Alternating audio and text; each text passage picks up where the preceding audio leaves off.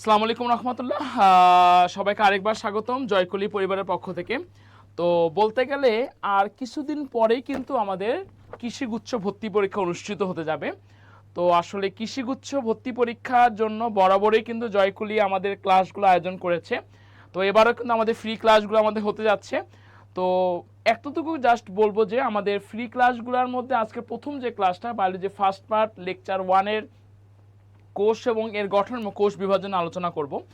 তো এর আগে এতটুকু বলবো যে যাদের হাতে আমাদের কৃষি বিচিত্রা বইটা আছে সবাই একটু কৃষি বিচিত্রা বইটা নিয়ে সবাই একটু আমরা বসে পড়ি, কারণ আজকে আমি যা পড়াবো আমি জাস্ট এই কৃষি বিচিত্রা বইটা থেকে কিন্তু আমি আলোচনা করব। তো যাদের এই বইটা আমরা সবাই আছে সবাই একটু দ্রুত আমরা বইটা সবাই ওপেন করি, সবাই একটু বইটা ওপেন করি, ঠিক আছে?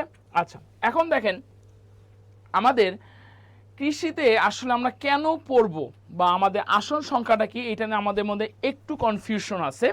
আমরা যদি আপনাদের সামনে আলোচনা করতে চাই, আমাদের টোটাল কৃষি বিশ্ববিদ্যালয় সর্বশেষ যে কৃষি বিশ্ববিদ্যালয় আমাদের হয়েছে কুড়িগ্রাম কৃষি বিশ্ববিদ্যালয়, কুড়িগ্রামে হয়েছে। সেখানে এখন বর্তমানে বাংলাদেশে টোটাল হচ্ছে 9টা কিন্তু কৃষি বিশ্ববিদ্যালয় আছে। আবার বলতেছি, বাংলাদেশে বর্তমানে টোটাল 9টা কৃষি বিশ্ববিদ্যালয় আছে এবং সর্বমোট 3701টা আসন আছে। নর্মাল আসন আছে 3513টা। তার মানে কি টোটাল আসন সংখ্যা কত? 3518টা আমাদের আসন আছে। আসন সংখ্যা কটা আছে? 3518টা আমাদের আসন আছে। এর মধ্যে বাংলাদেশ কৃষি বিশ্ববিদ্যালয় সাধারণ আসন সংখ্যা 956টা। তারপর গাজীপুর কৃষি বিশ্ববিদ্যালয় গাজীপুরে 485টা। তারপর শেরে বাংলা কৃষি বিশ্ববিদ্যালয় 670টা। পটুয়াখালী বিজ্ঞান ও প্রযুক্তিতে 430টা। চট্টগ্রাম ভেটেরিনারিতে 261টা। সিলেটে হলো 409টা। খুলনাতে 142টা। হবিগঞ্জ কৃষি বিশ্ববিদ্যালয়, যেমন সিলেটের মধ্যে আমাদের 2টা আছে, 85টা। এবং সর্বশেষ যেটা রংপুর বিভাগে দাবি ছিল কুড়িগ্রাম কৃষি বিশ্ববিদ্যালয়, সেখানে 80টা আমাদের আসন আছে। তার মানে বুঝতেই পারতেছি আমাদের কৃষি বিশ্ববিদ্যালয়ে সর্বমোট আসন সংখ্যা 3518টা এবং মানে সংরক্ষিত আসন নিয়ে সর্বমোট 3701টা আমাদের আসন আছে। এটা হচ্ছে আমাদের কৃষি বিশ্ববিদ্যালয়ে আসন সংখ্যা নিয়ে একটু আমি আপনাদের সামনে কথা বললাম। কৃষি বিশ্ববিদ্যালয়ে একটু আসন নিয়ে কথা বললাম।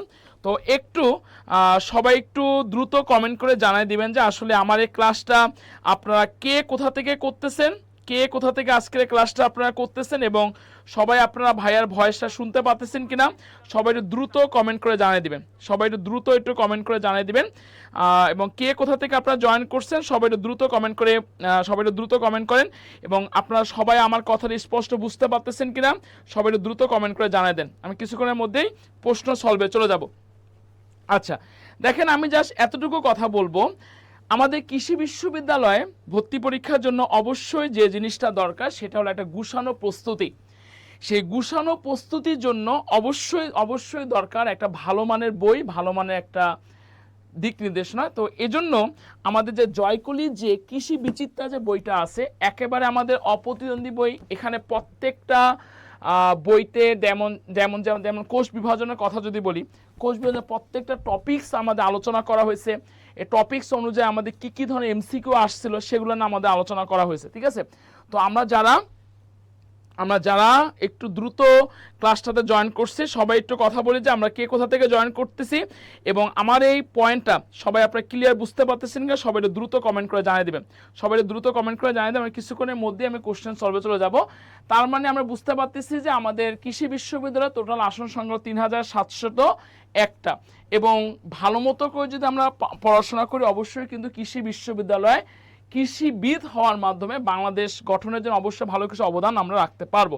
ওকে, আচ্ছা, তো আমরা বুঝতে পারলাম আমাদের কৃষিতে আসলে কতগুলো আসন সংখ্যা আমাদের আছে। আপনারা জানেন কৃষিতে আমাদের বায়োলজি খুবই গুরুত্বপূর্ণ একটা রোল প্লে করে। তারপর আমাদের রসায়ন আছে, পদার্থ আছে, গণিত আছে। তো আমি আপনাদের সামনে আজকে যেটা নিয়ে আলোচনা করব সেটা হচ্ছে যে আমাদের বায়োলজির গুরুত্বপূর্ণ দুটো চ্যাপ্টার নিয়ে আমি আপনাদের সামনে আলোচনা করব। সেটা হচ্ছে কোষ এবং এর গঠন এবং কোষ বিভাজন। আমি কিন্তু টোটাল পড়াটাই কিন্তু কৃষি বিচিত্রা থেকে পড়াচ্ছি। তো যারা কৃষি বিচিত্রা বইটা আমাদের আছে সবাই একটু বইটা খুলে একটু ওপেন করবেন, তাহলে আপনাদের জন্য বুঝতে বেশি সুবিধা হবে। ওকে, আচ্ছা, তার আমি প্রথমে আলোচনা করব কোষ এবং এর গঠন। দেখেন আমি একটু যদি আপনাদের সামনে আলোচনা করি কোষ এবং এর গঠন থেকে বিগত বছরে কৃষিতে বিগত বছরে কৃষি গুচ্ছ হওয়ার পরে এই চ্যাপ্টারটা থেকে মাস্ট বি কোশ্চেন আসছেই। তার মানে কি এই চ্যাপ্টারটা কখনোই আমাদের মিস দেওয়া যাবে না। আচ্ছা, জাকিয়া মিম বলছে যে এগ্রিকালচার ইউনিভার্সিটি এপ্রিল ডেট কি শেষ? না, এপ্রিল ডেট এখনও আমাদের অ্যাপ্লিকেশন ডেটটা শেষ হয়নি। আচ্ছা, তো একটু যদি কথা যদি বলি, কৃষিগুচ্ছ থেকে এই চ্যাপ্টারটা থেকে বলতে গেলে আমাদের কোশ্চেন আসবে। তো আজকে চ্যাপ্টারটা মূলত কৃষি এবং গুচ্ছের মধ্যে কি প্যাটার্নে কোশ্চেন আসে সেগুলো নিয়ে একটু কথা বলবো, ঠিক আছে? অলরেডি আমাদের সাথে জয়েন করছে মেহু মেজাবিন, আসসালামু আলাইকুম স্যার। ওয়ালাইকুম আসসালাম। জেরিন তাসলিম, দীপ্তি, জাকিয়া, আইরিন। ওকে, সবাই একটু আমরা কথা বলার চেষ্টা করবো। ওকে, প্রথম কোশ্চেন দেখেন। আচ্ছা, প্রথম কোশ্চেন দেখেন কি দেওয়া আছে, আমি এটা আলোচনা করি আপনাদের সামনে। প্রথম কোশ্চেনটা দেখেন কি দেওয়া আছে। প্রথম কোশ্চেনটা দেওয়া আছে প্লাজমা মেমব্রেন এর গঠনের উপাদান কি। খুবই গুরুত্বপূর্ণ কোশ্চেন, যে কোশ্চেন আমাদের গুচ্ছতে 2024-25 কোশ্চেনটা কিন্তু আমাদের আসছিল। সবাই একটু অ্যান্সার করার চেষ্টা করবো। দেখেন প্লাজমা মেমব্রেন, প্লাজমা মেমব্রেনের বাংলা কি বলেন তো? অবশ্যই আমরা কিন্তু জানি প্লাজমা মেমব্রেনের বাংলা কিন্তু কোষ ঝিল্লি। প্লাজমা মেমব্রেনের বাংলা কি বলছি? কোষ ঝিল্লি, ঠিক আছে? এখন এখানে চারটা অপশন আছে, দেখেন কি আছে? সেলুলোজ, প্রোটিন আর লিপিড, কাইটিন নাকি কার্বোহাইড্রেট প্রাণী। আমি সবার কাছ থেকে একটু অপশনে অ্যান্সারটা জানতে চাচ্ছি। আপনারা যারা এখন পর্যন্ত ক্লাসে জয়েন করেন নাই, অতি দ্রুত ক্লাসের সাথে জয়েন করেন, একটু সবাই অ্যান্সার করার চেষ্টা করবেন। সবাই একটু দ্রুত অ্যান্সার করার চেষ্টা করেন, বলেন।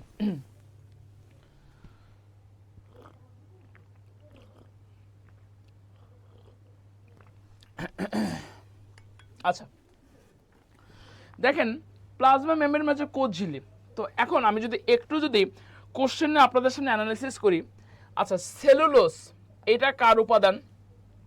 কাইটিন এটা কার উপাদান? দেখেন সেলুলোজ হচ্ছে যে আমাদের উদ্ভিদ যে আমাদের আছে, সেই উদ্ভিদের কোষ প্রাচীরের, উদ্ভিদের যে কোষ প্রাচীর আছে, হ্যাঁ, উদ্ভিদের যে কোষ প্রাচীর, সেই উদ্ভিদের কোষ প্রাচীরের প্রধান উপাদান কিন্তু সেলুলোজ। আমরা সবাই একটু রিকল করি, উদ্ভিদের কোষ প্রাচীরের প্রধান উপাদান কি বলেন তো? সেলুলোজ।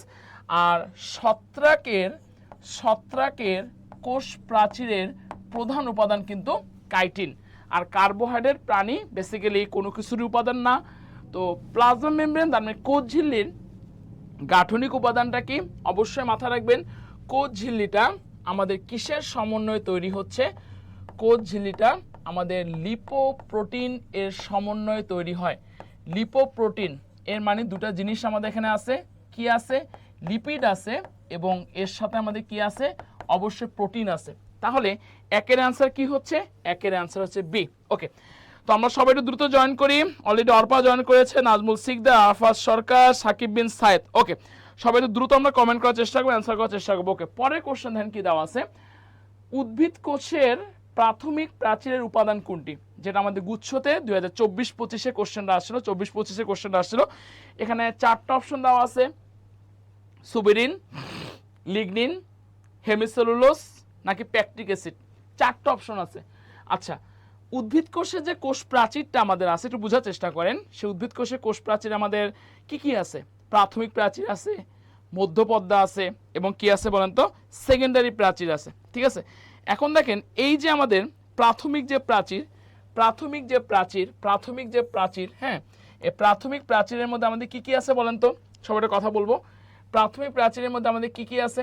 প্রাথমিক প্রাচীরের মধ্যে মনে রাখা শুধু সি আছে, এইচ আছে আর জি আছে। কি বলছি? প্রাথমিক প্রাচীরে আমাদের কি আছে? সি আছে, এইচ আছে আর জি আছে। কেন? সি ফর কি? প্রাথমিক প্রাচীরে আমাদের কি আছে? প্রাথমিক প্রাচীরে আমাদের সেলুলোজ আছে। প্রাথমিক প্রাচীরে কি আছে? সেলুলোজ আছে। ভালো কথা। প্রাথমিক প্রাচীরে আমাদের কি আছে বলেন তো? হেমিসেলুলোজ আছে। প্রাথমিক প্রাচীরে হেমিসেলুলোজ আছে। এবং প্রাথমিক প্রাচীরে আমাদের জি মানে কি? অবশ্যই কি আছে বলেন তো? গ্লাইকোপ্রোটিন আছে। গ্লাইকোপ্রোটিন আছে। আচ্ছা, চারটা অপশন দেওয়া আছে। আচ্ছা, সুবিরিন এটা কোথায় দেখায়? লিগনিন এটা কোথায় থাকে? প্যাকটিক অ্যাসিড এটা কোথায় থাকে? দেখেন, সুবিরিন আমাদের অবশ্যই মাথা রাখতে হবে, সুবিরিন হচ্ছে আমাদের সেকেন্ডারি প্রাচীরে সবচাইতে বেশি থাকতেছে হলো সুবিরিন, আর লিগনিনটাও আমাদের সেকেন্ডারি প্রাচীরে থাকে। এবং আপনারা জানেন উদ্ভিদের যে কোষ প্রাচীর তিনটি অংশ, প্রাথমিক প্রাচীর, মধ্যপর্দা এবং হলো সেকেন্ডারি প্রাচীর। এই যে আমাদের মধ্যপর্দায় অবশ্যই মাথায় রাখতে হবে, এই পয়েন্টটা পরীক্ষা আসার মতো একটা কোশ্চেন, মধ্যপর্দায় অধিক পরিমাণে কি থাকে? সবাইটা কমেন্ট করি, মধ্যপর্দায় অধিক পরিমাণে কি থাকে বলেন সবাই। মধ্যপর্দায় অধিক পরিমাণে কি থাকতেছে? অবশ্যই মাথায় রাখতে হবে, মধ্যপর্দায় অধিক পরিমাণে থাকতেছে হলো প্যাকটিক অ্যাসিড। তাহলে উদ্ভিদ কোষের প্রাথমিক প্রাচীর উপাদান অ্যান্সার কি হবে? হেমিসেলুলোজ। শুধু হেমিসেলুলোজ না, মাথায় রাখতে হবে যে উদ্ভিদ কোষে আমাদের প্রাথমিক প্রাচীরের মধ্যে সেলুলোজ আছে, হেমিসেলুলোজ আছে এবং কি আছে বলুন তো? অবশ্যই গ্লাইকোপ্রোটিন আছে। ওকে, 2 নম্বর কোশ্চেনটা সবাই ক্লিয়ার কিনা? আমরা একটু সবাই দ্রুত কমেন্ট করে জানিয়ে দেবো। সবাই একটু দ্রুত আমরা কমেন্ট করে জানিয়ে দেবো, সবাই দ্রুত একটু কমেন্ট করে জানিয়ে দেবো, সবাই একটু দ্রুত আমরা কমেন্ট করে জানিয়ে দিব। ওকে, আমাদের সাথে অলরেডি অনেকে জয়েন করেছে, আমরা সবাই দ্রুত আমরা দ্রুত জয়েন করার চেষ্টা করি ক্লাসটাতে, কারণ ক্লাসটা কিন্তু অনেক বেশি গুরুত্বপূর্ণ, অত্যাধিক গুরুত্বপূর্ণ আজকের ক্লাসটা। সবাই দ্রুত আমরা ক্লাসে জয়েন করি, সবাই দ্রুত ক্লাসে জয়েন করি, সবাই দ্রুত আমরা ক্লাসে জয়েন করি, সবাই দ্রুত ক্লাসে জয়েন করি, সবাই দ্রুত ক্লাসে আমরা জয়েন করব, ঠিক আছে? আচ্ছা সবাই, আচ্ছা তো অলরেডি আমাদের সাথে অনেকে জয়েন করছে, সবাই একটু অ্যান্সার করার চেষ্টা করব। আচ্ছা ঠিক আছে, আচ্ছা ওকে, এরপর আমি পরের কোশ্চেনে চলে আসবো। আচ্ছা ঠিক আছে, পরের কোশ্চেন চলে আসে, দেখেন যেটা গুচ্ছতে 2023-24 কোশ্চেনটা আমাদের আসছিল, 2023-24 কোশ্চেনটা আসছে, সবাই একটু অ্যান্সার করার চেষ্টা করবো। দেখেন কোশ্চেনটা আমাদের কি দেওয়া আছে ভাইয়া? কোশ্চেনে কি দেওয়া আছে? কোশ্চেনে কি দেওয়া আছে? কোন বিজ্ঞানী সাইটোসল শব্দটি প্রথম ব্যবহার করেন? সবাই একটু অ্যান্সার করবো। দেখেন 4টা অপশন দেওয়া আছে, জে.কিউ flower, curl P Swanson, এস.জে singer নাকি এইচ.এ লার্ডি। সবাই একটু কথা বলে অ্যান্সার করেন, বলেন কোন বিজ্ঞানী সর্বপ্রথম সাইটোসল শব্দটি ব্যবহার করেন? দেখেন এই 3জন বিজ্ঞানীর মতো একজনও কিন্তু সাইটোসল শব্দটি প্রথম ব্যবহার করে না। অবশ্যই মাথায় রাখবেন, সাইটোসল শব্দটি প্রথম ব্যবহার করেন, আবার আমি রিপিট করতেছি, এখানে রিপিট, সাইটোসল শব্দটি প্রথম যে রিপিট করেন তার নাম হচ্ছে যে এইচ.এ লার্ডি। সাইটোসল শব্দটি প্রথম রিপিট করছেন কে? সর্বপ্রথম ব্যবহার করছে কে বলেন তো? এইচ.এ লার্ডি, ঠিক আছে? ওকে, ধন্যবাদ প্রাপ্ত পিউকে। পরের কোশ্চেন দেখেন, এটা খুবই একটা গুরুত্বপূর্ণ কোশ্চেন, যদিও এই কোশ্চেন আমাদের গুচ্ছতে 2022-23 কোশ্চেনটা আসছিল। দুটি পাশাপাশি কোষের প্রাচীরের কূপের মাঝে কি ধরনের সংযোগ সংঘটিত হয়? দুটা পাশাপাশি সেল থাকে, এই সেলের মাঝে একটা বিশেষ ধরনের সংযোগ স্থাপিত হয়। কিসের মাধ্যমে সংযোগ স্থাপিত? তার মধ্যে কি আমাদের রাইবোজমিক সংযোগ স্থাপিত হয়, নাকি অলিওজমিক সংযোগ স্থাপিত হচ্ছে, নাকি সাইটোপ্লাজমিক সংযোগ স্থাপিত হচ্ছে, নাকি লাইসোজমিক? কোনটা? মানে দুটা পাশাপাশি কোষের যে প্রাচীর যে আমাদের আছে এর মাঝে আমাদের কি ধরনের সংযোগ স্থাপিত হয়? সবাই একটু কমেন্ট করার চেষ্টা করবেন, বলেন দুটি পাশাপাশি কোষের প্রাচীরের কূপের মাঝে কি ধরনের সংযোগ স্থাপিত হচ্ছে? বলেন তো, দুটি পাশাপাশি কোষের প্রাচীরের কূপের মাঝে দুটি পাশাপাশি কোষের সাইটোপ্লাজমের মধ্যে সংযোগ হচ্ছে, এজন্য এটাকে আমরা কি বলবো? অবশ্যই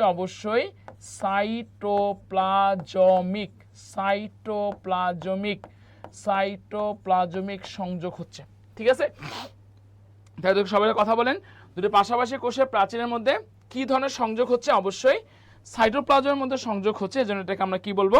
অবশ্যই সাইটোপ্লাজমিক সংযোগ বলবো। ওকে, পরের কোশ্চেনে আমি চলে আসবো, খুবই গুরুত্বপূর্ণ কোশ্চেন। ফ্লুইড মোজাইক মডেল অনুযায়ী সেল মেমব্রেনের সবচেয়ে বেশি পরিমাণে গাঠনিক উপাদান কি? কোশ্চেন আগে বুঝবেন, দেন অ্যান্সার করার চেষ্টা করবেন। কোশ্চেনে কি দেওয়া আছে? ফ্লুইড মোজাইক মডেল অনুসারে সেল মেমব্রেনের সবচেয়ে কোন উপাদানটা বা কোন ইনগ্রিডিয়েন্টটা সবচেয়ে বেশি পরিমাণে থাকতেছে? কোলেস্টেরল থাকতেছে, প্রোটিন বেশি পরিমাণে থাকতেছে, নাকি লিপিড বেশি পরিমাণে থাকতেছে, নাকি স্টার্চ থাকতেছে? কি অনুসারে? ফ্লুইড মোজাইক মডেল অনুসারে। আমরা সবাই জানি ফ্লুইড মোজাইক মডেল কে দেয়? বিজ্ঞানী সিঙ্গার ও নিকলসন দেন। কত সালে দেয়? 1972 সালে দেয়। সিঙ্গার এবং নিকলসন এই মতবাদ অনুসারে আমাদের সেল মেমব্রেনের মধ্যে সবচাইতে বেশি পরিমাণে যে ইনগ্রিডিয়েন্টটা থাকবে সেই ইনগ্রিডিয়েন্টটার নাম হচ্ছে আমাদের প্রোটিন না, সেই ইনগ্রিডিয়েন্ট সবচাইতে বেশি পরিমাণে কি থাকবে? লিপিড থাকবে। সবচাইতে বেশি পরিমাণে কি থাকবে? অবশ্যই লিপিড থাকবে। 5-এর অ্যান্সার তাহলে কত হচ্ছে? 5-এর অ্যান্সার হচ্ছে সি, ঠিক আছে? 5-এর অ্যান্সার কত? 5-এর অ্যান্সার হলো সি, ঠিক আছে? ফ্লুইড মোজাইক মডেল অনুসারে সেল মেমব্রেন সবচেয়ে বেশি পরিমাণে থাকতেছে হলো লিপিড। ওকে, পরের কোশ্চেন, মানব দেহে মোটর নিউরন কোষের দৈর্ঘ্য কত? সবাই একটু আমরা অ্যান্সার করার চেষ্টা করব। মানব দেহে মোটর নিউরন কোষের দৈর্ঘ্য, বেসিক্যালি এই কোশ্চেনটা আমাদের কোষের যে লেন্থটা আছে, দ্যাট মিন্স কোষের যে দৈর্ঘ্যটা আমাদের আছে, সে দৈর্ঘ্য টপিকটা থেকে আমাদের কোশ্চেনটা পরীক্ষার মধ্যে আমাদের দিছে।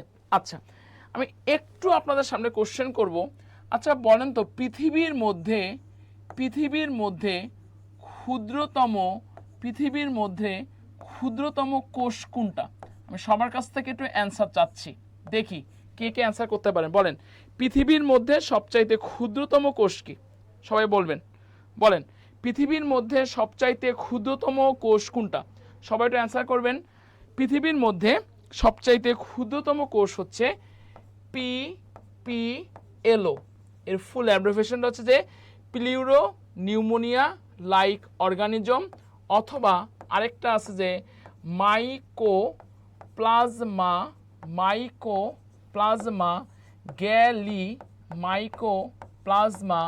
গ্যালিসেপ্টিকাম। ঠিক আছে, এটা পৃথিবীর মধ্যে সবচাইতে ক্ষুদ্রতম কোষ। আচ্ছা বলেন তো, পৃথিবীর মধ্যে সবচাইতে বৃহত্তম কোষ কোনটা? খুবই গুরুত্বপূর্ণ একটা পয়েন্ট। সবচেয়ে বড় কোষ কোনটা? অবশ্যই মাথা রাখতে হবে, সবচাইতে বড় কোষ হচ্ছে, আচ্ছা শিলানীল আসসালামু আলাইকুম, ওয়ালাইকুম আসসালাম রহমতুল্লাহ। সবচাইতে বড় কোষ হচ্ছে উট পাখির ডিম। সবচাইতে বড় কোষ কি বলছি? উট পাখির ডিম। দেখেন উট পাখির যে ডিম যে আসতেছে, এটার লেংথটা কত? অবশ্যই মাথা রাখবেন, 17 × 12.5 সেন্টিমিটার। ওকে, এটা পৃথিবীর মধ্যে সবচাইতে বড় কোষ। আচ্ছা বলেন তো, মানব দেহের মধ্যে মানে হিউম্যান বডিতে, আমি আবার বলতেছি, মানব দেহের মধ্যে সবচাইতে ক্ষুদ্রতম কোষ আসলে কোনটা? খুবই গুরুত্বপূর্ণ একটা পয়েন্ট, পরীক্ষার মধ্যে কোশ্চেন দেয়। মানব দেহের মধ্যে সবচাইতে ক্ষুদ্রতম কোষ কি? পরীক্ষার মধ্যে কোশ্চেন দেয় মানব দেহে সবচাইতে বৃহত্তম কোষ কি? আরেকটা কোশ্চেন পরীক্ষার মধ্যে দেয়, মানব দেহের মধ্যে সবচাইতে লম্বা কোষ আসলে কোনটা? বলেন, যদি পরীক্ষার মধ্যে কোশ্চেন দেয় মানব দেহের মধ্যে সবচাইতে ক্ষুদ্রতম কোষ কি, অবশ্যই আপনাকে মাথায় রাখতে হবে মানব দেহের মধ্যে সবচাইতে ক্ষুদ্রতম কোষ হল শুক্রাণু। কোনো কনফিউশন নেই, অনেক ইনফরমেশন পাবেন, কিন্তু অ্যাপ্রোপ্রিয়েট অ্যান্সার হল শুক্রাণু। মানব দেহের মধ্যে সবচাইতে ক্ষুদ্রতম কোষ কি? সবাইটা বলেন, সবাই কমেন্ট করেন, বলেন মানব দেহের সবচেয়ে ক্ষুদ্রতম কোষ কি? শুক্রাণু। আচ্ছা বলেন তো, মানব দেহের মধ্যে সবচাইতে বৃহত্তম কোষ কি?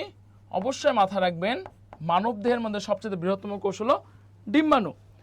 আর মানব দেহের মধ্যে সবচাইতে লম্বা মানে বড় কোষ কোনটা? অবশ্যই হচ্ছে আমাদের motor neuron. Again I repeat my dear students, মানবদের মধ্যে সবচাইতে লম্বা কোষ কি হচ্ছে? অবশ্যই আমাদের মোটর নিউরন। এই যে মোটর যে নিউরনটা আসতেছে, এর আসলে দৈর্ঘ্যটা কতটুকু? এর দৈর্ঘ্যটা হচ্ছে যে 1.37 মিটার। এগেন আই রিপিট, মানব দেহের মধ্যে সবচাইতে লম্বা কোষ হচ্ছে মাই ডিয়ার স্টুডেন্টস মোটর নিউরন, এবং এর কতটুকু হচ্ছে 1.37 মিটার। সবাইটা কমেন্ট করে কত হচ্ছে? 1.37 মিটার। তাহলে মোটর নিউরন কোষের দৈর্ঘ্য কত? 1.35 মিটার? নেভার। 1.33 মিটার? নেভার। 1.33 নেভার। অ্যান্সার কি হচ্ছে মাই ডিয়ার স্টুডেন্টস? 1.37 মিটার। খুবই গুরুত্বপূর্ণ কোশ্চেন, খুবই গুরুত্বপূর্ণ ইনফো। আমি আবার বলতেছি মাই ডিয়ার স্টুডেন্টস, খুবই গুরুত্বপূর্ণ কোশ্চেন, খুবই গুরুত্বপূর্ণ ইনফো ফর এগ্রি। আমি কিন্তু পুরাটাই কিন্তু কৃষি বিচিত্রা বইটা থেকে আমি আপনাদের পড়াচ্ছি, তাই বারবার বলতেছি কৃষি বিচিত্রা বইটা নিয়ে আপনারা বসে পড়েন। ঠিক আছে, ওকে। সবাই টপিকটা ক্লিয়ার কিনা এটা সবাই কমেন্ট করেন। সবাই টপিকটা ক্লিয়ার কিনা সবাইটা কমেন্ট করবেন। সবাই টপিকটা ক্লিয়ার কিনা সবাইটা কথা বলবেন। ঠিক আছে, ওকে। আচ্ছা, পরের কোশ্চেন আমি চলে আসবো। এটা সবারই পারা উচিত। দেখি কে আসলে সবার আগে আমরা অ্যান্সার করতে পারি। অলরেডি আমাদের সাথে জয়েন করেছে সাবিরুন, নাহার, মুন্না। ওকে, সবাই তো অ্যান্সার করবো। ঠিক আছে, আচ্ছা দেন পরের কোশ্চেন, সবচেয়ে ছোট কোষ কোনটা ভাই? বলেন, সবচেয়ে ছোট কোষ কোনটা? মোটর নিউরন না লম্বা, ভাইরাস, পিপিএলও নাকি ডব্লিউবিসি? অবশ্যই এই অ্যান্সারটা কখনোই হবে না, বি অ্যান্সারও হবে না, এটাও হবে না। তাহলে সবচেয়ে ছোট কোনটা বলছে বলেন তো? অবশ্যই পিপিএলও, যার ফুল অ্যাব্রিভিয়েশন হচ্ছে যে প্লিউরো নিউমোনিয়া লাইক অর্গানিজম। জয় সরকার ভাই আদাব, জি জি কেমন আছেন? ওকে, পরের কোশ্চেন, উদ্ভিদের কোষ প্রাচীরে থাকে না কোনটা? সবাই একটু কমেন্ট করবো আমরা, সবাই একটু আমরা কমেন্ট করবো, বলেন উদ্ভিদের কোষ প্রাচীরে কোনটা থাকে না? উদ্ভিদের যে কোষ প্রাচীর যে আমাদের আছে এর মাঝে আসলে আমাদের কোনটা থাকবে না? সবাই একটু কমেন্ট করবো, উদ্ভিদের কোষ প্রাচীরে আসলে কোনটা আমাদের থাকতেছে না, কোনটা থাকতে না? দেখেন আমরা কিন্তু জানি উদ্ভিদের কোষ প্রাচীরে লিগনিন আছে, প্যাকটিন আছে, সুবিডিন আছে, কিন্তু গ্লাইকোজেন আছে না। উদ্ভিদের কোষ প্রাচীরে কোনটা থাকতেছে না বলেন সবাই? 8-এর ডি। আমার মনে হয় সবার আগে অ্যান্সার করেছে অর্পা, ধন্যবাদ অর্পাকে আপনি সবার আগে অ্যান্সার করার জন্য। আচ্ছা সবাইটা অ্যান্সার করবো, ঠিক আছে। আচ্ছা পরের কোশ্চেন দেখেন, উদ্ভিদ এবং প্রাণীকোষকে, সবাই কোশ্চেনটা বুঝবেন আগে, উদ্ভিদ এবং প্রাণীকোষকে নিচের কোন বৈশিষ্ট্য দ্বারা ডিফারেন্স করা যায়? মানে আমি কোন অপশনটা দ্বারা আমি বুঝবো যে এটা একটা প্লান্ট সেল এবং এটা একটা অ্যানিম্যাল সেল? কোন বৈশিষ্ট্য? দেখেন 4টা অপশন আছে। নিউক্লিয়াস, নিউক্লিয়াস তো ভাই উদ্ভিদ কোষেও আছে প্রাণী কোষেও আছে। সেল ওয়াল, আচ্ছা মাইটোকন্ড্রিয়া, মাইটোকন্ড্রিয়া কিন্তু কোষের শক্তিঘর আমরা বলতেছি, তাই না? কোষের শক্তিঘর কাকে বলতেছি? মাইটোকন্ড্রিয়াকে বলতেছি। আর Golgi apparatus, Golgi body, Golgi বডিকে আমরা কি বলতেছি? কোষের, নিউক্লিয়াসকে আমরা কি বলি? কোষের কেন্দ্রিকা বলতেছি। মাইটোকন্ড্রিয়াকে কোষের শক্তিঘর বলতেছি। এই নিউক্লিয়াস, মাইটোকন্ড্রিয়া, গলগি অ্যাপারাটাস সবগুলোই কিন্তু আমাদের প্রাণী কোষে থাকে। কিন্তু এই যে কোষ প্রাচীর, কোষ প্রাচীর কিন্তু উদ্ভিদ কোষের অনন্য বৈশিষ্ট্য, প্রাণী কোষে কিন্তু কোষ প্রাচীর থাকতেছে না। তাহলে উদ্ভিদ ও প্রাণী কোষে কোন বৈশিষ্ট্য পৃথক করা যায়? অবশ্যই অ্যান্সার কি হবে আমাদের? Cell wall. ওকে, পরের কোশ্চেন, সাধারণত উদ্ভিদ কোষ প্রাচীরে সবচেয়ে বেশি থাকে কোনটা? দেখেন সবাই একটু লক্ষ্য করবেন, এই কোশ্চেনটা কিন্তু আমার এগ্রি ক্লাস্টারে 2024-25-এ কোশ্চেনটা আসছিল। সবাই একটু অ্যান্সার করবো আমরা, বলেন সবাই একটু আমরা অ্যান্সার করবো। কোশ্চেনটা কি দেওয়া আছে? উদ্ভিদ কোষ প্রাচীরে সবচেয়ে বেশি পরিমাণে কোনটা থাকে? উদ্ভিদের কোষ প্রাচীরে পেকটিনও থাকে, সেলুলোজও থাকে, গ্লাইকোপ্রোটিনও থাকে, হেমিসেল, বাট কোনটা আসলে সবচেয়ে বেশি থাকবে? আমি একটু যদি বলি, উদ্ভিদের কোষ প্রাচীরে, উদ্ভিদের কোষ প্রাচীরে সবচাইতে বেশি পরিমাণে যে অপশনটা থাকে সেটা হচ্ছে আমাদের সেলুলোজ। উদ্ভিদের কোষ প্রাচীরে সবচেয়ে বেশি পরিমাণে কি থাকতেছে বলেন তো? সেলুলোজ। এই যে সেলুলোজ পার্সেন্টেজটা অবশ্যই মাথায় রাখতে হবে, 40%। কত পার্সেন্ট বলছি? 40%, ঠিক আছে। এবং আরেকটি আছে, সেটা হচ্ছে আমাদের হেমিসেলুলোজ। মাথায় রাখবেন হেমি কথাটার মানে হচ্ছে অর্ধেক, 40-এর অর্ধেক মানে কত পার্সেন্ট? অবশ্যই আমাদের 20%। তাহলে উদ্ভিদের কোষ প্রাচীরে সবচেয়ে বেশি পরিমাণে কি থাকতেছে বলেন তো? অবশ্যই আমাদের সেলুলোজ থাকতেছে। এই কোশ্চেনটা ক্লিয়ার কিনা সবাই একটু কথা বলবেন, সবাই ক্লিয়ার কিনা সবাই একটু কথা বলবেন, সবাই একটু কথা বলবেন।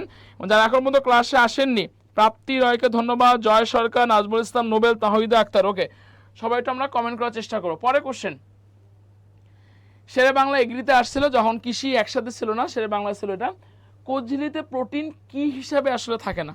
সবাই একটা কথা বলে বলেন, কোষ ঝিল্লিতে আমাদের প্রোটিনটা কি হিসাবে থাকতেছে না? দেখেন কোষ ঝিল্লিতে প্রোটিন হচ্ছে আপনার 3টি অংশ হিসাবে থাকবে। কোষ ঝিল্লিতে প্রোটিন আপনার কি হিসাবে থাকবে?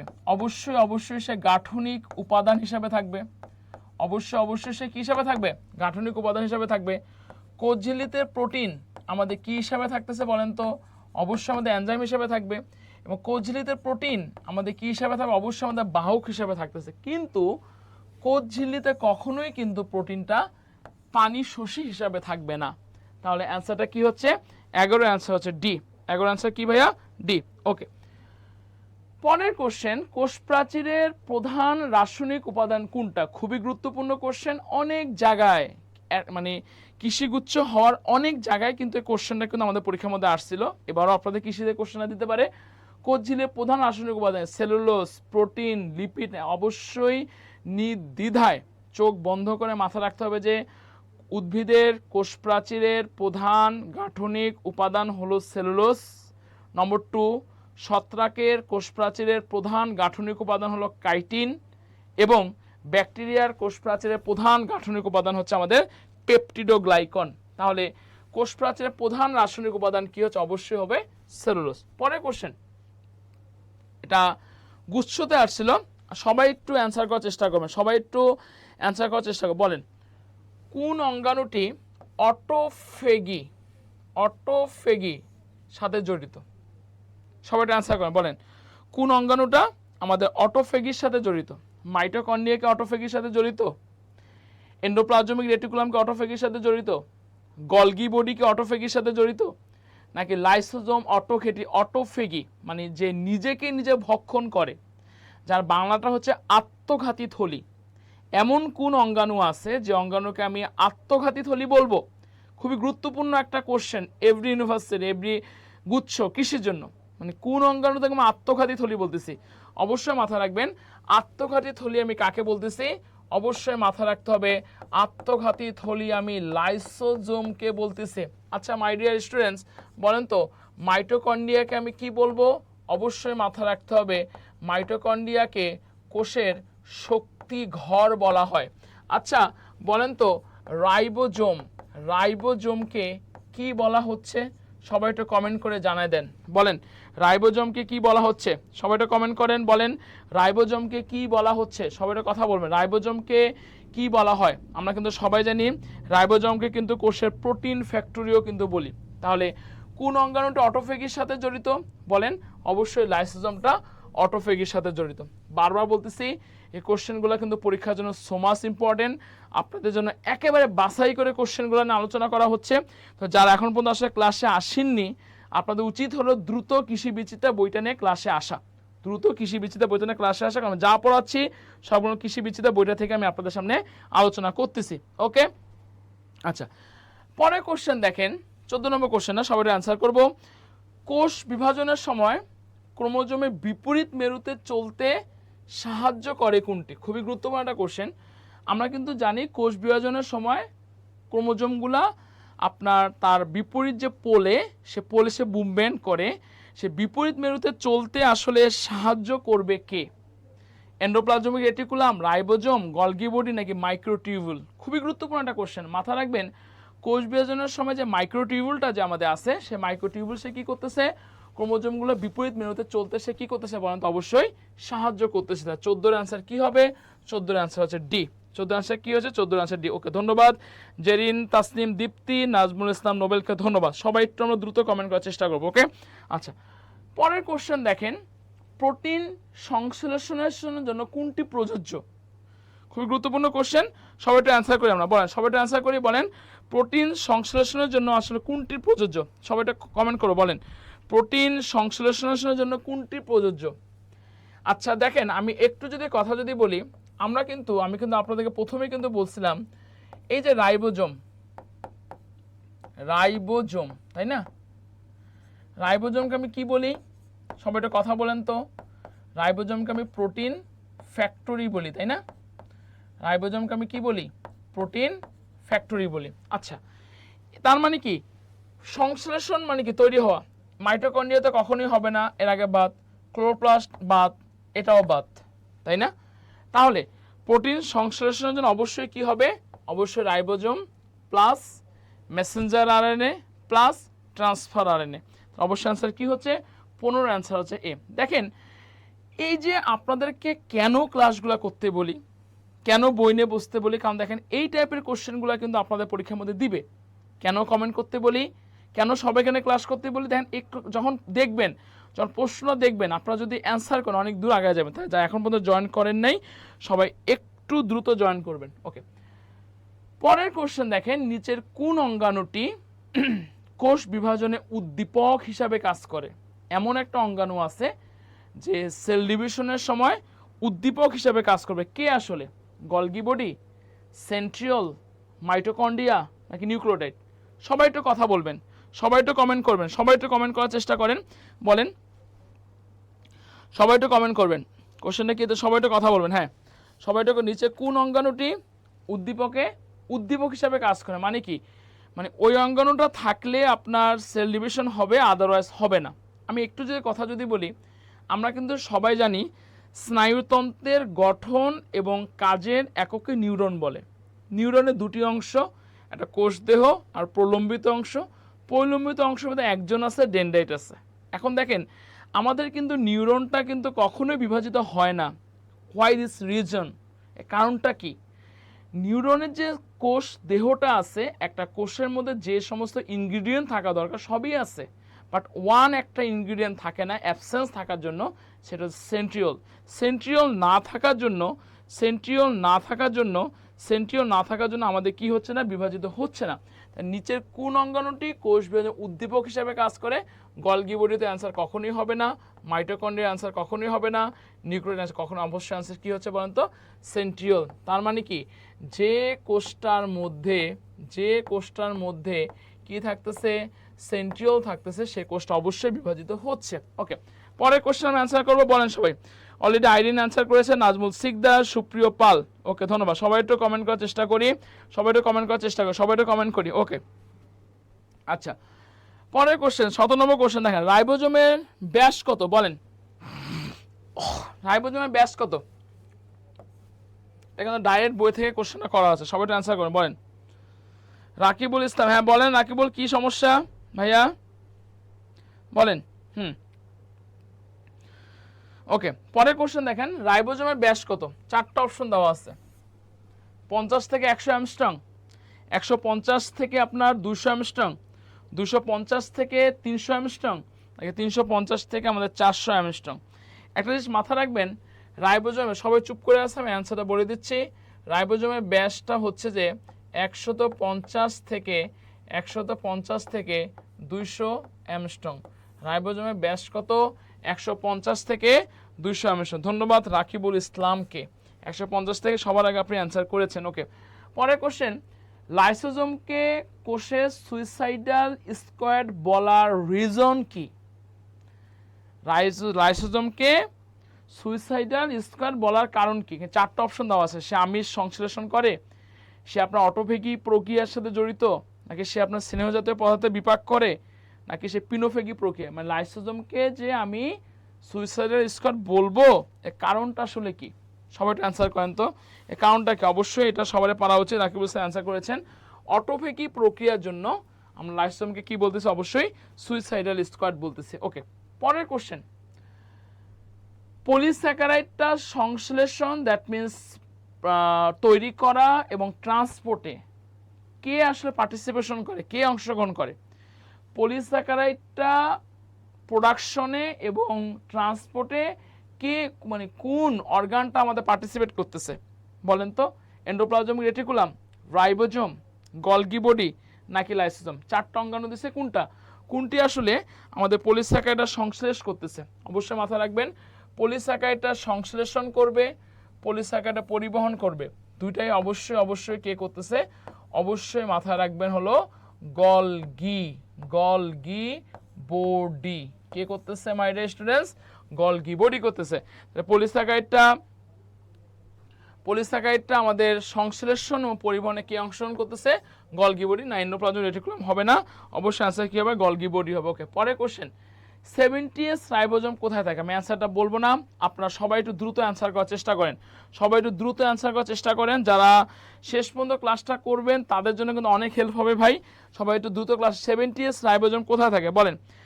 অর্প অ্যান্সার করেছে সি। আচ্ছা, 70s রাইবোজোম, হ্যাঁ অবশ্যই মাথায় রাখবেন। এখানে প্রকৃত কোষে তো আসলে আমাদের মানে কি ধরনের রাইবোজোম? আমার 2 ধরনের প্রকৃত কোষ, একটা আদি কোষ আর প্রকৃত কোষ।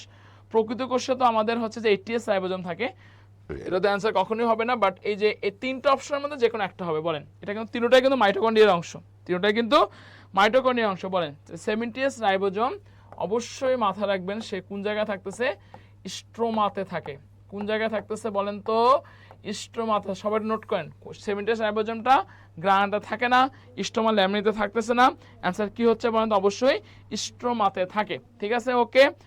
পরের কোশ্চেন, কোনটি আদিকোষ আর প্রকৃত কোষ উভয়ই থাকে? আমি অ্যান্সারটা আপনাদেরকে বলবো না, এটা খুবই একটা মানে কমন কোশ্চেন, সবারই এটা পারা উচিত। মানে আদিকোষেও আছে, আবার কোথায় আছে বলেন তো? প্রকৃত কোষেও আছে। কোনটা? অবশ্যই মাথায় রাখবেন, আদিকোষ এবং প্রকৃত কোষে দুইটা জায়গার ভিতরে আমাদের কি আছে, অবশ্যই অবশ্যই রাইবোজোম আছে। এজন্য রাইবোজোমের কিন্তু আরেকটা নাম আছে সার্বজনীন অঙ্গাণু। মাই ডিয়ার স্টুডেন্টস, রাইবোজোমের আরেকটা নাম আছে, কি বলতেছি বলেন তো, সার্বজনীন অঙ্গাণু। সার্বজনীন অঙ্গাণু, সার্বজনীন অঙ্গাণুটা কোনটা? অবশ্যই রাইবোজোম। কয়টা কোশ্চেন সলভ হবে? দুইটা চ্যাপ্টারের উপরে 60টা কোশ্চেন আপনাদের সলভ হবে, ঠিক আছে? ওকে, পরের কোশ্চেন, একজোড়া সেন্ট্রিওলকে কি বলে? সবাই একটু অ্যান্সার করার চেষ্টা করেন দ্রুত। একজোড়া সেন্ট্রিওলকে কি বলে বলেন? একজোড়া সেন্ট্রিওলকে কি বলে? একজোড়া সেন্ট্রিওলকে কি বলে? ডাইরেক্ট কোশ্চেন তুলে দিয়েছে এটা বই থেকে, অবশ্যই মাথায় রাখবেন। একজোড়া সেন্ট্রিওলকে আমি কি বলবো? ডিপ্লোসোম বলবো। একজোড়া সেন্ট্রিওলকে আমি কি বলবো? ডিপ্লোসোম বলবো। 22 এর আনসার কত ভাই? 22 এর আনসার সি। একজোড়া সেন্ট্রিওল যে আসতেছে, একজোড়া সেন্ট্রিওলকে আমি কি বলতেছি বলেন তো? ডিপ্লোসোম বলছে। একজোড়া সেন্ট্রিওলকে আমি কি বলতেছি? ডিপ্লোসোম বলছি। খুবই গুরুত্বপূর্ণ কোশ্চেন এটা, কিন্তু গুচ্ছের জন্য খুবই, সেন্ট্রিওল যে জোড়ায় জোড়ায় থাকতেছে সেটাকে আমি কি জেরিন তিথি, ওকে, অবশ্যই ডিপ্লোসোম বলবো। ওকে, পরের কোশ্চেন দেখেন, এনজাইমের ভান্ডার কোনটা?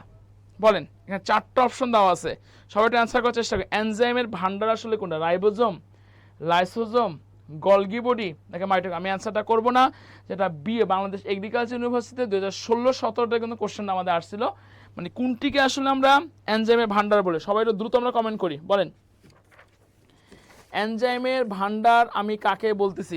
বলেন এনজাইমের ভান্ডার কাকে বলি? রাইবোজোমকে এনজাইমের ভান্ডার বলা হয় না, তো এনজাইমের ভান্ডার আমি কাকে বলবো? অবশ্যই মাথায় রাখতে হবে আপনাকে, এনজাইমের ভান্ডার আমি লাইসোজোমকে বলবো। মাই ডিয়ার স্টুডেন্টস, এনজাইমের ভান্ডার আমি কাকে বলতেছি? অবশ্যই অবশ্যই লাইসোজোমকে বলতেছি। কাকে বলতেছে বলেন তো? এনজাইম ভান্ডার আমি লাইসোজোমকে বলতেছি। ক্লিয়ার? সবাই ক্লিয়ার কিনা? কোশ্চেনটা ক্লিয়ার কিনা? সবাই একটু কথা বলবেন। ক্লিয়ার কিনা? সবাই একটু কথা বলেন। এনজাইমের ভান্ডার আমি কাকে বলতেছি? অবশ্যই লাইসোজোমকে বলতেছি। পরের কোশ্চেন চলে আসতেছে, দেখেন ক্রেবস চক্রের বিক্রিয়াগুলো, again I repeat my dear student, কি বলছি? ক্রেবস চক্রের বিক্রিয়াগুলো আমাদের কোষের কোন জায়গায় সংঘটিত হচ্ছে? জিএসটিতে, গুচ্ছতে 21-22 কোশ্চেনটা কিন্তু আসছিল। মাইটোকন্ড্রিয়াতে, ক্লোরোপ্লাস্টে, সাইটোপ্লাজমে নাকি রাইজোমে? আমাকে একটু বুঝতে হবে হোয়াট ইজ ক্রেবস চক্র। ক্রেবস চক্রটা হচ্ছে যে সবাত শ্বসনের একটা ধাপের নাম হচ্ছে আমাদের ক্রেবস চক্র। আমাদের শ্বসনটা মূলত যে অঙ্গাণুটার মধ্যে সংঘটিত হয়, সে অঙ্গাণুটা শুধুমাত্রই হচ্ছে আমাদের মাইটোকন্ড্রিয়া। তার মানে কি ক্রেবস চক্রের বিক্রিয়াগুলো, আবার রিপিট করতেছি কারণ এই কোশ্চেনগুলো হয়তো বা হুবহু দিতে পারে। ক্রেবস চক্রের বিক্রিয়াগুলো আমাদের কোন জায়গায় সংঘটিত? সবাই কমেন্ট করেন দেখি অ্যান্সার কি হবে, দেখি কে সবার আগে অ্যান্সার করতে পারেন। বলেন ক্রেবস চক্রের বিক্রিয়াগুলো কোথায় সংঘটিত হচ্ছে? 4টা অপশন দেওয়া আছে, আমি সবার অ্যান্সার কাউন্ট করতেছি। আরাফাত সরকার বলেছে মাইটোকন্ড্রিয়া, অনুরুদ্ধ রয় এ, হাওয়ামণি বলছে এ, সাবিনুন নাহার মুন্না, অনুরুদ্ধ রয়, পারভেজ আল হোসেন নয়ন, তারপর হাসিবুল হাসান, আইরিন বলতেছে এ। আচ্ছা, সুপ্রিয় পল 24-এর এ। আচ্ছা হ্যাঁ, অবশ্যই ক্রেবস চক্রের বিক্রিয়াগুলো আমাদের কোন জায়গায় সংঘটিত হচ্ছে? মাইটোকন্ড্রিয়াতে আমাদের সংঘটিত হচ্ছে। ওকে, পরের কোশ্চেন, বলেন মাইটোকন্ড্রিয়ায় লিপিডের পরিমাণ কতটুকু? এটা একদম হুবহু বইয়ের কোশ্চেন। মাইটোকন্ড্রিয়া কতটুকু আমাদের লিপিড আছে? বলেন মাইটোকন্ড্রিয়া কতটুকু লিপিড আছে? মাইটোকন্ড্রিয়া কতটুকু লিপিড আছে? 10 থেকে 20? না। 40 থেকে 50? না। 50 থেকে 60? না।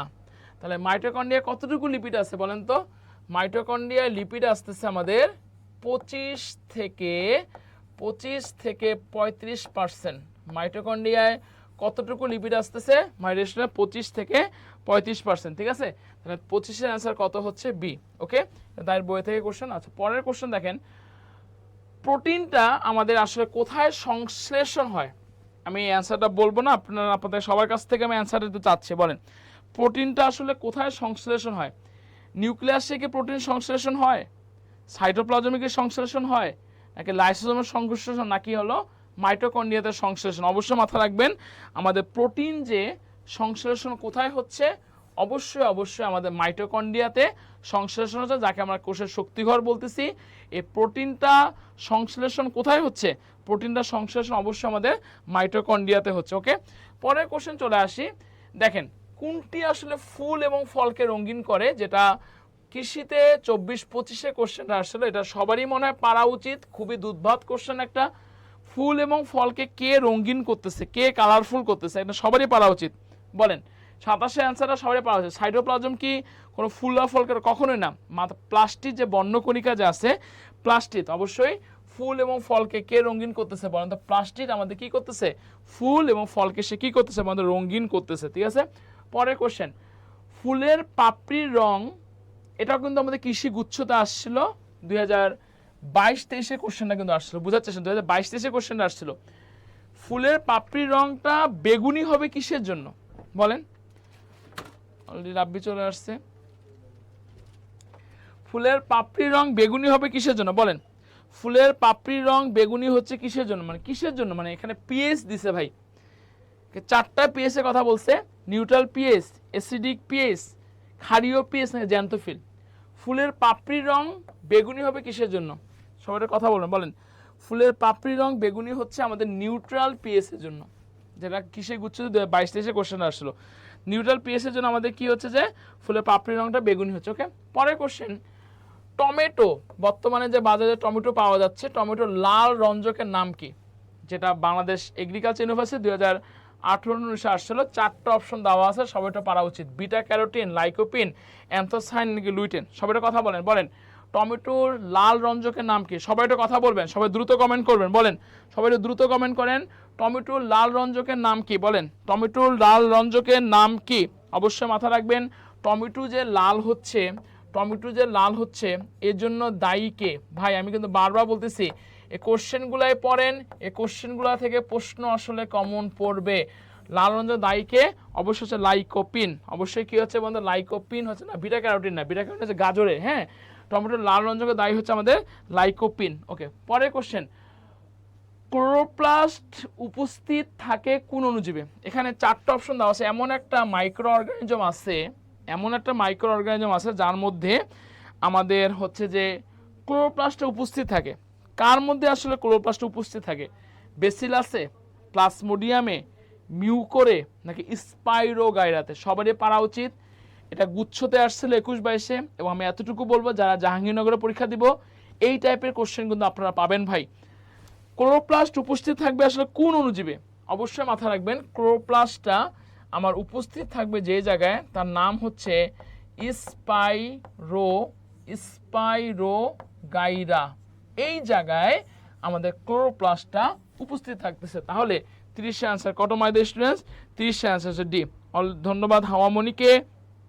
সবাই একটু অ্যান্সার করবো, সবাই একটু অ্যান্সার করবো, সবাই একটু আমার ফ্রেন্ডকে মেনশন দিব যা যার অবস্থানে ক্লাসটা সেরে। দেখেন, যারা হচ্ছে যে এই যে গুচ্ছতে পরীক্ষা দিব, গুচ্ছের পরীক্ষা আপনারা জানেন এপ্রিলে হবে, তাদের জন্য অবশ্যই আমাদের জিএসটি যে 8 যে বইটা আছে সেটা বইটা অবশ্যই আপনারা সংগ্রহ করবেন।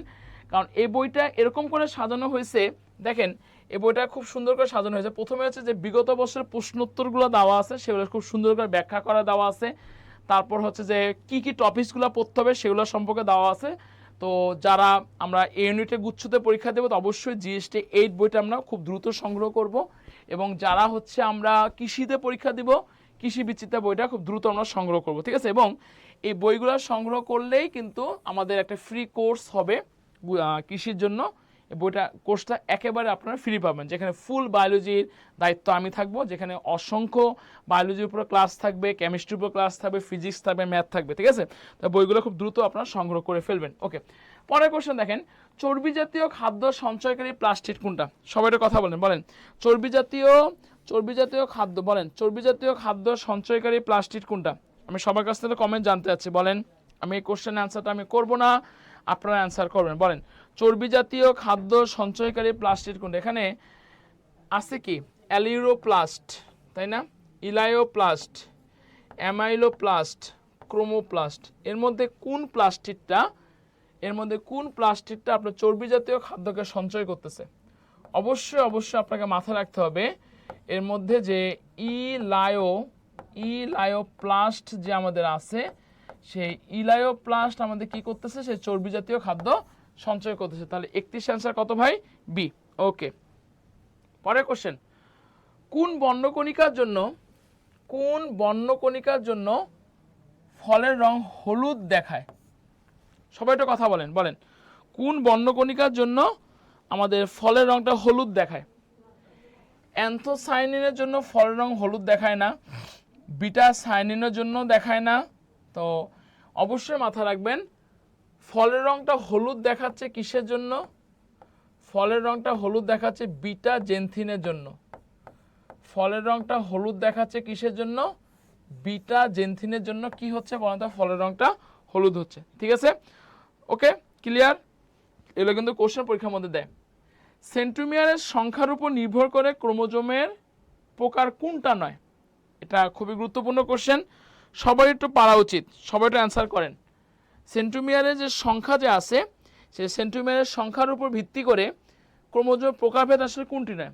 মানে অ্যাসেন্ট্রিক, আপনার সেন্ট্রোমিয়ারের সংখ্যার উপর ভিত্তি করে এটা প্রকারভেদ আছে, ডিফিউজড আছে, মনোসেন্ট্রিক আছে, কিন্তু আপনার অ্যাক্রোসেন্ট্রিক এটা সেন্ট্রোমিয়ারের সংখ্যার উপর না, এটা হচ্ছে যে আপনার সেন্ট্রোমিয়ারের অবস্থানের উপর ভিত্তি করে এই ক্লাসিফিকেশনটা। আপনারা জানেন সেন্ট্রোমিয়ারের অবস্থানের উপর ভিত্তি করে ক্রোমোজোমগুলো কখনো ভি এর মতো হতে পারে, কখনো এল এর মতো হতে পারে, কখনো জে এর মতো হতে পারে, কখনো আই এর মতো হতে পারে। এটা হচ্ছে সেন্ট্রোমিয়ারের অবস্থানের উপর ভিত্তি করে ক্লাসিফিকেশন, সেন্ট্রোমিয়ারের সংখ্যার উপর ভিত্তি করে না। সেন্ট্রোমিয়ারের সংখ্যার উপর ভিত্তি করে অ্যাসেন্ট্রিক আছে, ডিফিউজ আছে আর মনোসেন্ট্রিক আছে। তাহলে 33 অ্যান্সার কত? অবশ্যই হলো সি। ক্লিয়ারের কোশ্চেনটা সবাই কথা বলবেন। এই কোশ্চেন আমি অ্যান্সার করবো না, আমি সবার কাছ থেকে অ্যান্সারটা জানতে চাচ্ছি। এই কোশ্চেন আমি অ্যান্সার করবো না, সবার কাছ থেকে আমি অ্যান্সারটা জানতে। বলেন ডিএনএ কোথায় অবস্থান করে? সবাই একটু কথা বলেন, বলেন ডিএনএ কোথায় অবস্থান করতেছে? এটা খুবই দুর্ভাত কোশ্চেন, সবারই পারা উচিত। ডিএনএ যার ফুল অ্যাব্রিভিয়েশন হচ্ছে deoxy ribo nucleic acid. RNA যার ফুল অ্যাব্রিভিয়েশন হচ্ছে রাইবো নিউক্লিক অ্যাসিড। ডিএনএর কোনো ক্লাসিফিকেশন নাই, আরএনএর ক্লাসিফিকেশন আছে। আরএনএ কয় প্রকার? 5 প্রকার। এই ডিএনএটা আমাদের কোন জায়গায় অবস্থান করতেছে? সাইটোপ্লাজমে কখনোই হবে না, রাইবোজোমে কখনোই হবে না, অবশ্যই কোন জায়গায় হবে? ক্রোমোজোমের সে অবস্থান করতেছে। 34 অ্যান্সার কত? সি। ঠিক আছে, আচ্ছা পরের কোশ্চেন, মানুষের ক্রোমোজোমের সংখ্যা কয়টা? এটা সবারই পারা উচিত। দেখি গিয়ে সবার আগে কমেন্ট করতে পারেন, বলেন সবারই পারা উচিত। দেখি গিয়ে সবার আগে কমেন্ট করতে পারেন, মানুষের ক্রোমোজোম সংখ্যা কত? বলেন মানুষের ক্রোমোজোম সংখ্যা কয়টা? 42টা, 44টা, 46টা নাকি 48টা? বলেন। ক্রোমোজোম সংখ্যা থেকে কোশ্চেন কিন্তু পরীক্ষার মধ্যে আমাদের দিতে পারে। আমরা কিন্তু সবাই জানি মানুষের 23 জোড়া ক্রোমোজোম আছে, তার মানে কি 46টা ক্রোমোজোম আছে।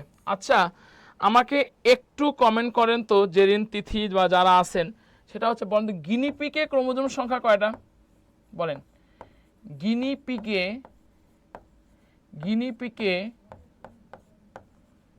ক্রোমোজোম কতটি?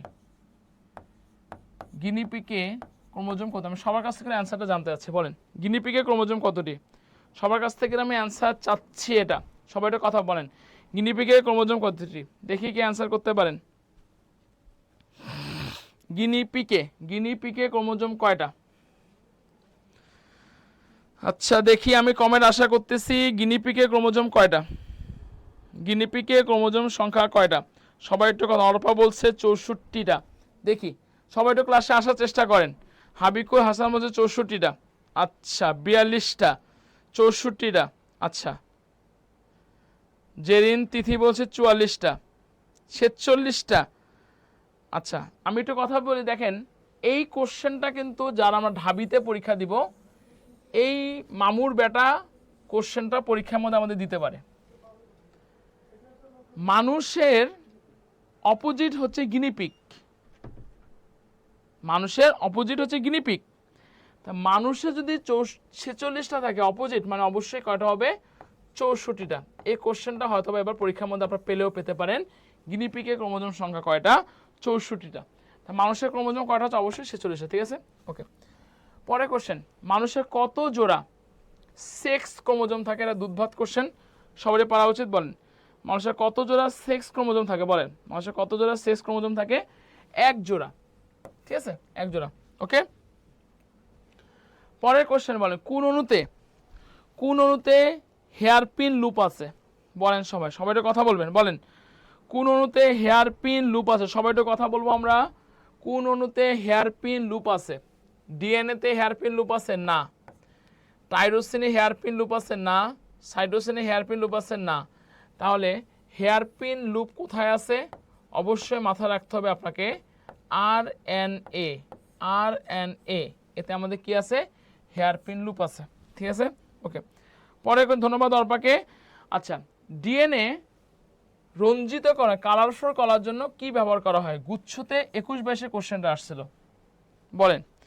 আপনি ডিএনএ কে কালার করবেন, এজন্য আপনি কি ইউজ করবেন? সবার কথা বলেন। ডিএনএ কে আপনি কালার করবেন, আপনি কোনটা ইউজ করবেন? মাথা রাখবেন, ডিএনএ কালার করার জন্য ফ্লুগ্লেন স্টেইন ব্যবহার করা হয়। মিথাইল ব্লু না, ক্রিস্টাল ভায়োলেট না, স্যাফারিন না, বেসিক্যালি হলো ইন্ডিকেটর, রসায়নে পড়ছেন আপনারা।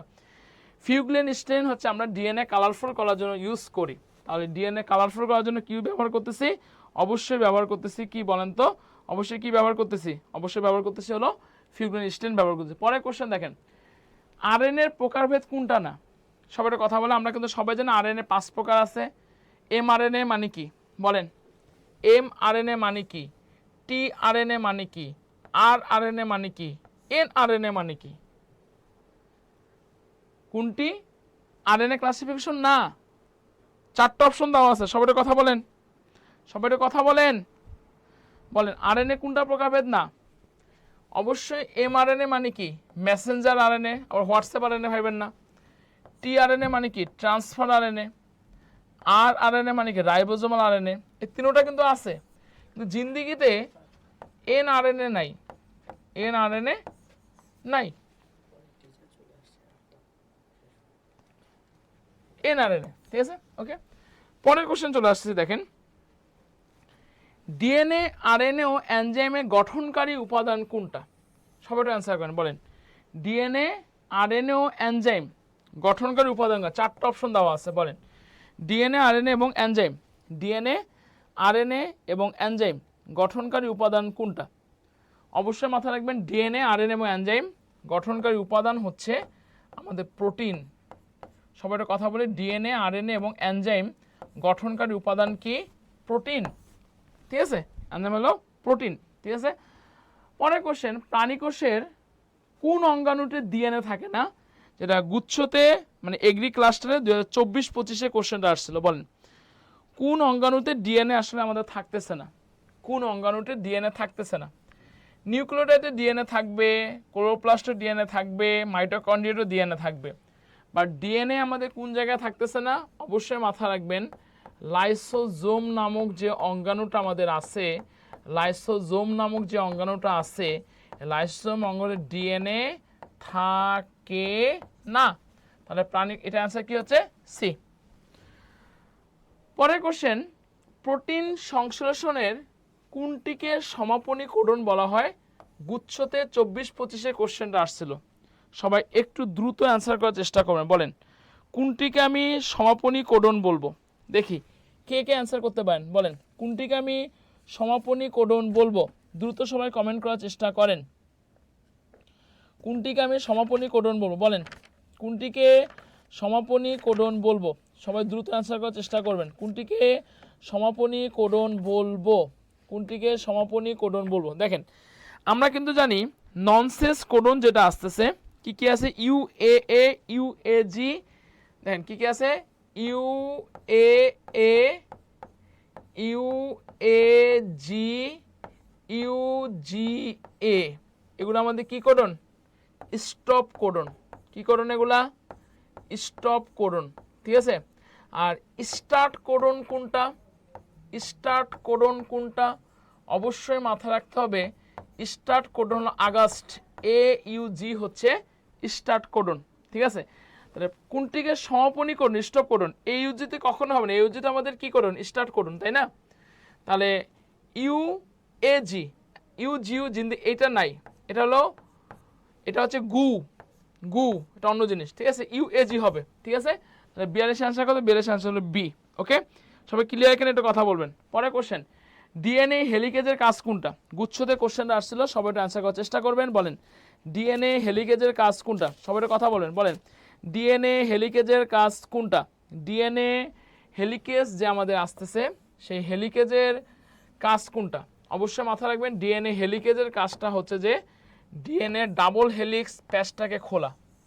ডিএনএ হেলিকেজের কাজটা কি? ডিএনএ ডাবল হেলিক্সের প্যাচটাকে খোলা হচ্ছে আমাদের ডিএনএ হেলিকেজের কাজ, ঠিক আছে।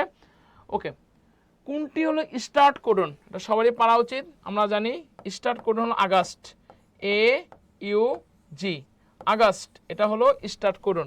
স্টার্ট কোডন হলো AUG। খুবই গুরুত্বপূর্ণ কোশ্চেন। কোডন থেকে একটা কোশ্চেন কিন্তু আমাদের কি আসবে, পরীক্ষার মধ্যে আসবে, মানে আসবেই। ঠিক আছে, কোনটি হলো স্টার্ট কোডন?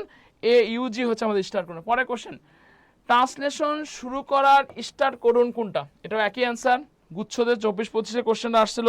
বলেন সবাই, AUG, আগস্ট হচ্ছে আমাদের স্টার্ট কোডন। ঠিক আছে, ওকে। আরএনএ থেকে ডিএনএ তৈরি কৌশলকে কি বলা হয়? সবাই একটু অ্যান্সার করেন। আমরা কিন্তু সবাই জানি ডিএনএ থেকে আমাদের যে আরএনএ হচ্ছে, এটাকে আমি কি বলবো? সবাই একটা কথা বলেন তো। ডিএনএ থেকে যে আরএনএ হচ্ছে, এটাকে আমি কি বলবো? অবশ্যই ট্রান্সক্রিপশন বলি, তাই না? আর যদি হচ্ছে আমাদের আরএনএ থেকে ডিএনএ হয়, সেটাকে আমি কি বলবো মাই ডিয়ার স্টুডেন্টস? অবশ্যই আমি রিভার্স ট্রান্সক্রিপশন বলবো। তাহলে কি আমার কোশ্চেন দেওয়া আছে? আরএনএ থেকে ডিএনএ হচ্ছে, অবশ্যই সেটাকে আমি কি বলবো? রিভার্স ট্রান্সক্রিপশন বলবো। ঠিক আছে, পরীক্ষার জন্য কিন্তু অনেক বেশি গুরুত্বপূর্ণ একটা কোশ্চেন। কোনটি স্টপ কোডন নয়? স্টপ কোডন নয়, অনেকবার কোশ্চেনটা আসছিল, কিন্তু অনেকবার বিভিন্ন ইউনিভার্সিটি অনেকবার আসছিল। আমি এতটুকু বলবো, কোডন থেকে এই টাইপের কোশ্চেন কিন্তু পরীক্ষার মধ্যে আমাদের ভাই আসবেই। কোনটি স্টপ কোডন নয়? আমি কিন্তু বারবার বলছিলাম ভাই, UAA, UGA, UAG, UGA, এগুলো কিন্তু আমাদের স্টপ কোডন। স্টপ কোডন নয়। তার মানে AUG আমাদের স্টপ কোডন নয়। এটা কি কোডন ভাই? এটা আমাদের স্টার্ট কোডন। এটা কি কোডন? Start codon. কি কোডন এটা? তাহলে অ্যান্সার কি হচ্ছে? AUG। অ্যান্সার কি হচ্ছে? AUG। ওকে, আচ্ছা। 60টা কোশ্চেন দিছে, বলো দে। আমি জানি তো, বুঝে না। আচ্ছা দেখেন, পরে আমি চ্যাপ্টার 4 কোষ বিভাজন, সবাই একটু দ্রুত অ্যান্সার করার চেষ্টা করি। সবাই দ্রুত অ্যান্সার করার চেষ্টা করি। মাইটোসিসের কোষ বিভাজনে কোন ধাপে, গুচ্ছতে 23-24 কোশ্চেনটা আসছিল, অ্যাস্টার রশ্মি গঠন করে? বলেন সবাই, মাইটোসিস কোষ বিভাজন কোন ধাপে অ্যাস্টার রশ্মি গঠন করে? আমরা কিন্তু সবাই জানি মাইটোসিস কোষ বিভাজন প্রোমেটাফেজ ধাপে। খুবই গুরুত্বপূর্ণ কোশ্চেন এগুলা।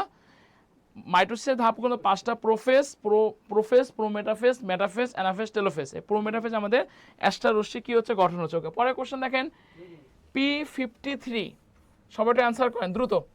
P53 প্রোটিনের ভূমিকাটা কি? এটাও কিন্তু গুচ্ছতে 22-23 কোশ্চেনটা আসছিল।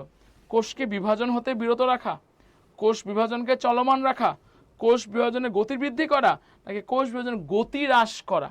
আমরা কিন্তু সবাই জানি একটা প্রোটিন আছে, সে প্রোটিনের নাম হচ্ছে P53 প্রোটিন।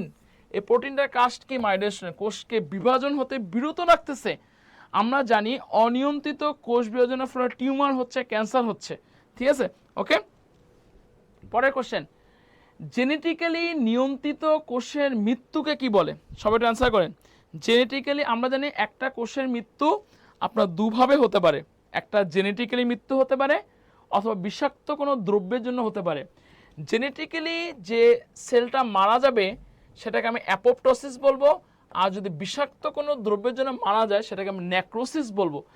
জেনেটিক্যালি নিয়ন্ত্রিত কোষের মৃত্যুকে আমি কি বলতেছি? অবশ্যই অ্যাপোপ্টোসিস বলতেছি। ওকে, পরের কোশ্চেন, কোষ বিভাজনের কোন পর্যায়ে ক্রোমোজোমগুলা VLJI এর মতো আকার ধারণ করতে? সবাই একটু অ্যান্সার করার চেষ্টা করেন। বলেন, কোষ বিভাজনের কোন পর্যায়ে ক্রোমোজোমগুলা VLJI? আমরা কিন্তু বলছিলাম প্রোফেজ, প্রোমেটাফেজ, মেটাফেজ, অ্যানাফেজ, মানে গতি পর্যায়ে। এই অ্যানাফেজ পর্যায়ে ক্রোমোজোমগুলো কখনো ভি এর মতো হয়, কখনো এল এর মতো হয়, কখনো জে এর মতো হয়, কখনো হচ্ছে আমাদের আই এর মতো হচ্ছে। তাহলে অবশ্যই কোষ বিভাজনের কোন পর্যায়ে?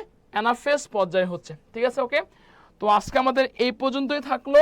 তো আজকের এই ক্লাসটা আপনাদের কতটুকু হেল্পফুল হলো সবাই একটু দ্রুত কমেন্ট করে জানিয়ে দিবেন। কারো কোনো কোশ্চেন আছে কিনা সবাই একটু দ্রুত আমাকে কোশ্চেন করবেন। এবং যারা এখন পর্যন্ত আসলে কৃষির জন্য আমাদের কৃষি বিচিত্রা বইটা সংগ্রহ করেন নাই, অতি দ্রুত বইটা আমরা কিনে ফেলবো। বই থেকে আমি পড়াচ্ছি, প্রশ্ন সলভ করাচ্ছি, এবং আমাদের সাথে থাকুন, জয়কলি পরিবারের সাথে থাকুন। তো ক্লাসটা কতটুকু হেল্পফুল হলো সবাই দ্রুত আমরা কমেন্ট করবো। আমি জাস্ট 1 মিনিটের মধ্যে ক্লাসটা শেষ করে দেবো। সবাই আমরা দ্রুত একটু কমেন্ট করবো, সবাই দ্রুত আমরা কমেন্ট করবো। আচ্ছা, সবাই দ্রুত কমেন্ট করবো। জয়দেব সাহা শুধু বলছে থ্যাংক ইউ স্যার। সবার কাছ থেকে আমি কমেন্ট জানতে চাচ্ছি।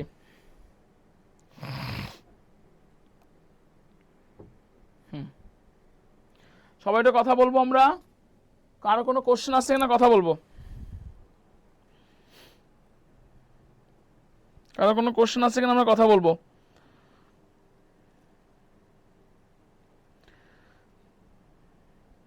এবং এতটুকু বলবো, সময় অনেক সংক্ষিপ্ত।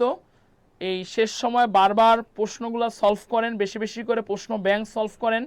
যার যেই ল্যাকনেসগুলো আছে সেই ল্যাকনেসগুলো ক্লিয়ার করার চেষ্টা করেন। অবশ্যই অবশ্যই পরিশ্রমের মাধ্যমে, শেষ করার মাধ্যমে অবশ্যই মহান আল্লাহ পাকে অসম রহমতে অবশ্যই আমরা একটা বিশ্ববিদ্যালয়ে চান্স পাবোই। ঘাবড়ানোর কিছু নাই, ভালো করে সময় পড়াশোনা করতে থাকেন। ঠিক আছে, ওকে, দেখা হবে আপনাদের সাথে।